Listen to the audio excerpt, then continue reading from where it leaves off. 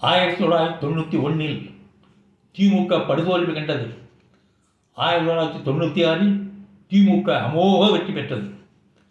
2006 திமுக minority ஆட்சி அமைத்தது.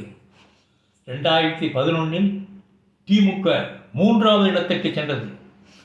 2016 திமுக 2ஆம் இடத்திற்கு வந்தது. 2021 திமுக மீண்டும் ஆட்சியை பிடித்தது.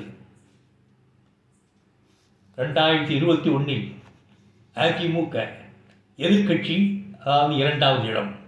2026 அதிமுக 3வது இடம். திமுக 3வது இடத்திற்கு வந்துவிட்டது என்று திமுகவை உடைத்து கொண்டு எந்த ஒரு குரூப்பும் தனியாக கட்சி மாறவில்லை. 1 அல்லது 2 பேர் மாறியிருப்பார்கள். ஆனால் இன்று அதிமுக பொதுச் செயலாளர் எடப்பாடியார் அவர்கள் 98,000 வாக்குகள் அதிகம் வெற்றி பெற்றும்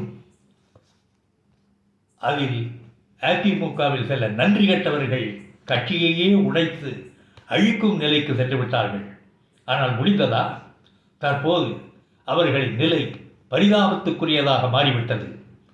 நடந்ததெல்லாம் கெட்ட கனவாக இபிஎஸ் அவர்களிடம் மன்னிப்பு கேட்டு மீண்டும் அதிமுகவில் சேருங்கள்.